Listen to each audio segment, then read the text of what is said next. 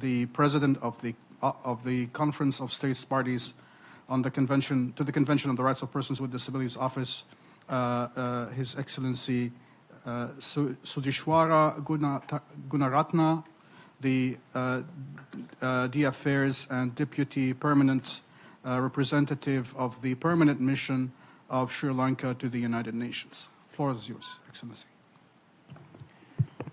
Thank you, Dr. Lutfi. Good morning, everyone. His Excellency, the Permanent Representative of Philippines, Chair of the CRPD, Ms. Gertrude Fufome, distinguished guests, Excellencies, ladies and gentlemen. Today's celebration of the International Day of Persons with Disabilities under the theme Amplifying the Leadership of the Persons with Disabilities for an Inclusive and Sustainable Future provides us with an opportunity to focus specifically on the basic requirements relating to the participation, representation, and inclusion of persons with disabilities in society's structures and processes. We are also gathered here in the aftermath of the adoption by the UN General Assembly during the high-level week in September this year, the Pact for the Future. My own country, Sri Lanka, actively focused on strengthening the language related to persons with disabilities in the Pact, and we were able to get an outcome document of the Pact with several references to persons with disabilities. The forthcoming World Social Development Summit to be held in 2025 in Qatar, followed by the 18th Conference of the State Parties to the CRPD, which Sri Lanka is honored to chair, we believe will be important opportunities for all stakeholders to take stock of the status quo and identify future action related to disabilities. Excellencies, ladies and gentlemen, there is no doubt that much progress has been made since the advent of the convention, which today has 191 parties, which in essence means that it is universal. With the breakthrough achievements made through the Convention on the Rights of Persons with Disabilities, the UN Security Council Resolution 2475, and the General Assembly resolution entitled Inclusive Development for and with Persons with Disabilities, the United Nations and member states today are moving towards the right direction in mainstreaming the rights of persons with disabilities in the work of the UN and in the work of the member states.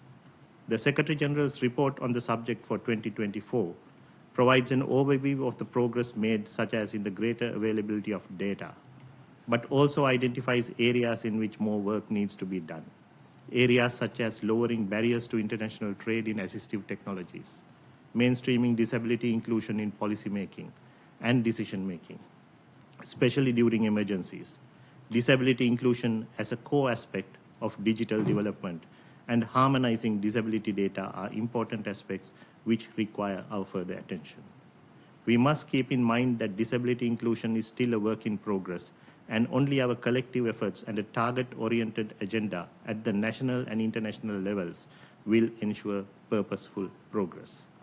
With only 6 years remaining to realize the 2030 agenda, it is incumbent upon all state parties to analyze the progress made objectively and take all steps to ensure that persons with disabilities are not left behind. In my own country, Sri Lanka, we are in a historic moment of transition where a new president and a new parliament have been elected to office. Marking the momentous transition in the political culture of the country, Sugat Wasanta de Silva, President of the Sri Lanka Council of Visually Handicapped Graduates, was sworn in as a Member of Parliament, the first blind parliamentarian in Sri Lanka. In a country where 1.7 million people live with disabilities, this is an important step in amplifying leadership opportunities for people with disabilities. The last two elections also marked an important step where the National People's Power Party that people elected came out with a policy document on people with disabilities with a vision to create an integrated society where people with disabilities are economically and socially fulfilled and are treated equally. We strongly believe that the paradigm shift of attitudes and approaches towards people with disabilities envisioned in the convention would be beyond realization without focusing on true realities on the ground or at operational levels. In short, accessibility is nothing but removing all barriers, be they cultural, physical, technological, legal, or any other. It was Stoic philosopher Seneca the Younger who said that the greater part of progress is the desire to make progress. As we commemorate the International Day of Persons with Disabilities today, let us resolve to complete the task and ensure no disabled person is left behind. Thank you. Thank you. I thank